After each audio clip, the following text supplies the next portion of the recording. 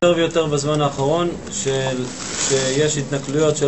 have been more and more instances of abuse by the Arabs lately. It can be arson, coming near the hills and the communities, car theft. It can be all kinds of abuse by Arabs towards Jews.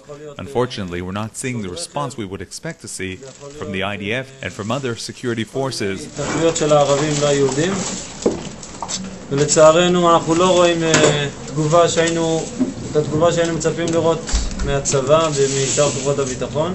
אנחנו באמת שהיינו שמחים לראות את הצבא. We truly be happy to see the IDF, the ISA, or the police caring for Jews. But what is happening lately is that more and more, not just in Yitzhar, but also in Ronen and Chabad Gilad and the Shiloh Hills and even in the hills of Beit El, we are being called to help because the Arabs go up there and there's no one to protect them. It's happened quite a few times that vehicles left here to help out in places like Aliyah near Shiloh. And it's an absurd situation, but it's a situation where we have no choice. We must protect ourselves. We're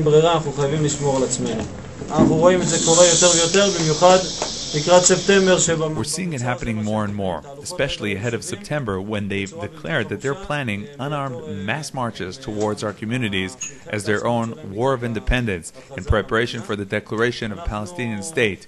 Because these clashes are becoming more and more frequent, we've decided to organize a Krav Maga training course in face-to-face combat. We've organized a 3-day course that, with God's help, will take place in the near future in Yitzhar, despite the restraining order. There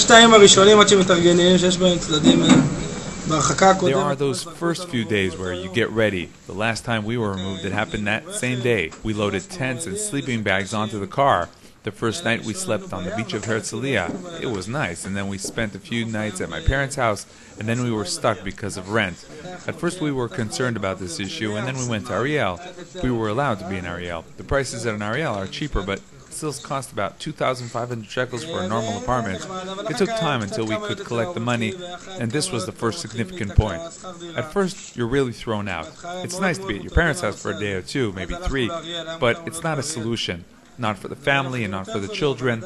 If a person knows from the beginning that this part is taken care of, it sets his mind at ease. Personally, they hadn't yet built courts in Judea and Samaria, so my work was outside of Judea and Samaria, so I was okay in that area. But for sure, for a person who is also now stuck without a job, at least he shouldn't have to worry about that. If there's a place where one could go at night, then he can worry about other things.